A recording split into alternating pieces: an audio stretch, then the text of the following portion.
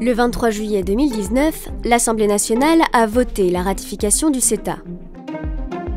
Le CETA, c'est un accord de libre-échange qui doit faciliter les transactions entre les pays de l'Union européenne d'une part et le Canada d'autre part. Et le moins que l'on puisse dire, c'est que ce traité divise. Il y avait des députés très favorables. 18 mois après l'entrée en vigueur du CETA, les résultats sont excellents pour nos filières et nos PME françaises. Et d'autres pas du tout. Antidémocratique, climaticide et dénoncé des deux côtés de l'Atlantique. Bref, ils ont voté.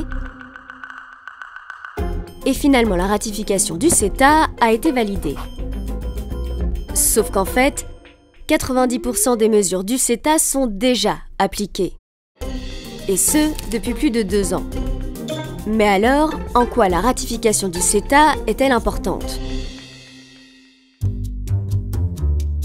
Pour comprendre cette situation un peu étrange, il faut revenir aux origines du traité.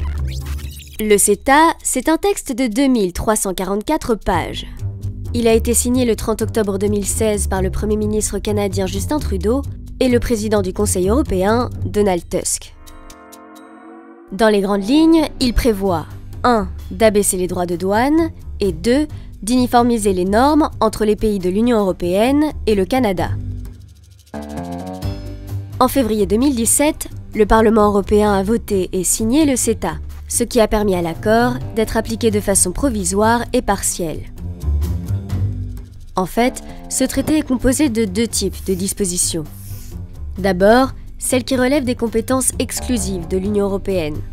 Elles représentent plus de 90% du texte et sont déjà appliquées depuis septembre 2017. Par exemple, depuis 2 ans, 98% des produits échangés sont exemptés de droits de douane. Et puis, il y a les 10% restants, c'est-à-dire tout ce qui relève d'une compétence partagée entre l'UE et les pays membres.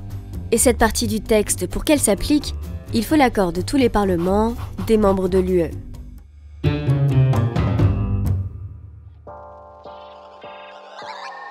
Maintenant que l'on sait ça, on peut revenir aux enjeux du vote du 23 juillet à l'Assemblée nationale.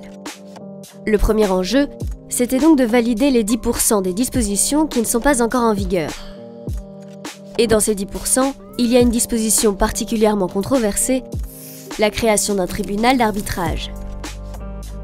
En gros, si un État fait passer une loi et qu'une multinationale estime qu'elle peut lui faire perdre de l'argent, eh bien elle pourra porter plainte auprès du tribunal d'arbitrage. Les adversaires du CETA estiment que ce recours donne trop de pouvoir aux entreprises.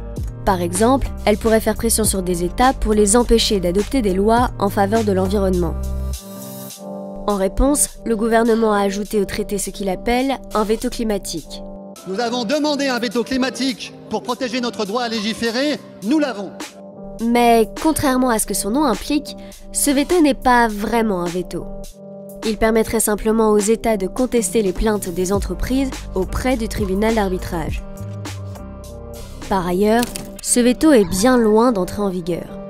Pour devenir effectif, il faudra qu'il soit intégré au texte du CETA par un amendement et validé par tous les signataires du traité. Bon, ça, c'est pour les 10% du CETA qui ne sont pas encore appliqués. Mais le deuxième enjeu de ce vote, c'était aussi de valider ou de bloquer l'ensemble du CETA. En effet, pour que le CETA s'applique à 100%, il faut qu'il soit ratifié par les 38 parlements nationaux et régionaux de l'UE. Si une seule de ces chambres rejetait l'accord, non seulement les nouvelles mesures du CETA ne seraient pas appliquées, mais même l'application des 90% déjà en vigueur serait stoppée. Un rejet total qui est demandé par de nombreux opposants, principalement pour des raisons écologiques, mais aussi sanitaires. C'est d'ailleurs un des aspects les plus contestés du traité. À ce jour, par exemple, rien n'interdit l'import de bœuf canadien, dopé aux antibiotiques activateurs de croissance ou nourri aux farines animales.